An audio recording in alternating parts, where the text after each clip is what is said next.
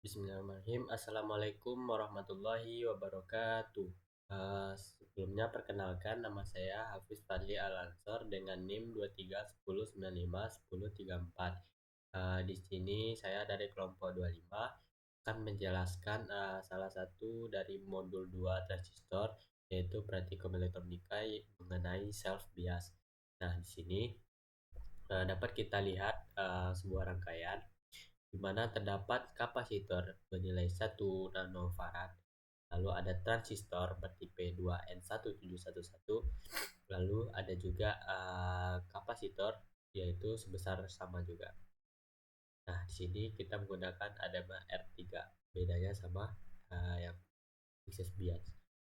Di sini saat kita jalankan power supply akan mengalir ke R1 sebesar 10 kilo volt, itu mengalir ke kapasitor, lalu mengalir ke kaki base, lalu mengalir menuju ke resistor ketiga yang bernilai 10 kilo ohm.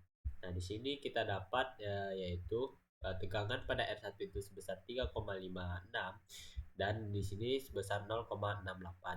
Nah, karena besar dari 0,6, nah maka transistor pun akan aktif, sehingga power supply dari 12 volt itu akan mengalir juga ke resistor kedua 10 kilovolt, mengalir ke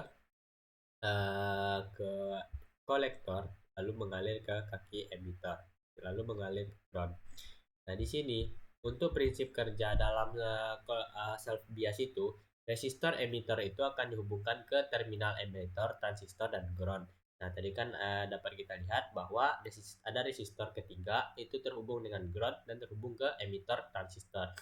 Nah, resistor ini maka menghasilkan tegangan emitter atau FE yang memengaruhi tegangan basis emitter atau FBE. Nah, jika arus kolektor itu akan meningkat, maka tegangan dalam resistor emitter juga akan meningkat. Jadi secara otomatis akan memberikan efek umpan balik yang menstabilkan operasi transistor.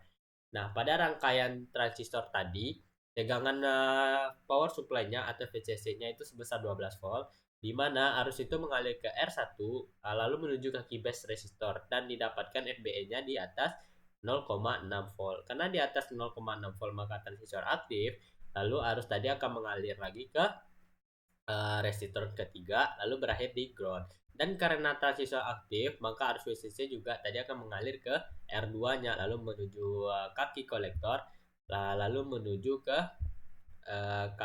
resistor ketiga lalu menuju ke ground. Baiklah, sekian penjelasan dari saya. Kalau ada salah dalam penyampaian, saya mohon maaf. Assalamualaikum warahmatullahi wabarakatuh.